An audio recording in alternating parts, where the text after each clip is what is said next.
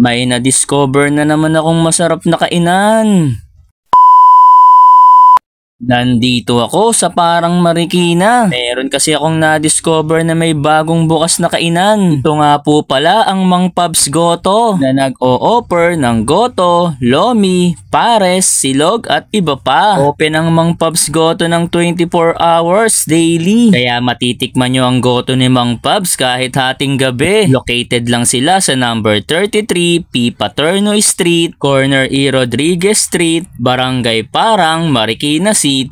At halos katapat lang po nila ang paaralan ng Parang Elementary School. Tara mga karepaps, samahan nyo akong pasukin natin ang gotohan ni Mang Pabs. Pagpasok ko pa lang, nakita na ako ng isa kong followers. Shoutout nga pala sa'yo ate. Kung makikita nyo sa kanilang pwesto, ay talaga namang malinis at maluwag. Malamig din dahil open ang kanilang gotohan. Kung hindi nyo na itatanong mga karepaps, sila yung nakapwestong goto bob sa may NGI. Kaya kung hahanapin nyo yung goto bob sa NGI, lumipat na po sila dito sa tapat ng Parang Elementary School. Ito na din po ang bago nilang pangalan, ang Mang Pabs Goto. Nakita ko dito si Mang Pabs, ang may-ari ng Mang Pabs Goto. Biruin nyo, sa edad na 80 plus ay nagbi-business pa rin si Mang Pabs. At ayan na ang aking in-order na goto. Umorder din ako ng kanilang tapsilog. Authentic din itong goto nila at ang tapsilog dahil sa tagal na nilang nagluluto ng goto at ng tapsilog. Nag-soft opening nga po pala ang Mang Pabs Goto noong December 27, kaya hindi pa gaanong kumpleto ang itinitinda nila dito. Ang sabi sa akin ng anak ni Mang Pabs ay second week daw ng January ang grand opening ng Mang Pabs Goto, kaya hindi ko na patatagalin yan at titikman ko na ang kanilang tapsilog.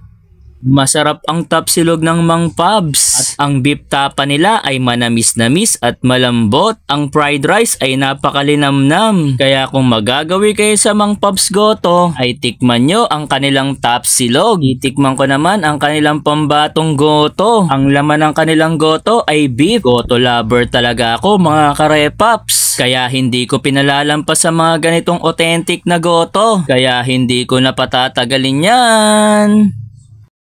Masarap din talaga ang goto ng Mang Pabs. Isa na din ito sa aking listahan ng masasarap na goto dito sa Marikina. Tikman nyo din ito mga karepaps. Sinisigurado ko sa inyo na matitikman nyo ang authentic na goto. Sa mga goto lover dyan, bumisita lang po kayo dito sa Mang Pabs Goto. Nandito na po yan ang dating goto bob sa NGI. Kaya wag na po kayong magtaka kung wala na po ang goto bob sa may NGI. Dahil nilipat na po dito sa tapat ng Parang Elementary School. O paano, dito ko natatapusin ang food vlog ko. Visit na lang po kayo kay Mang Pabs Goto. Paki-follow na din ako at paki-like and share ng aking video. Marami pong salamat. Ingat!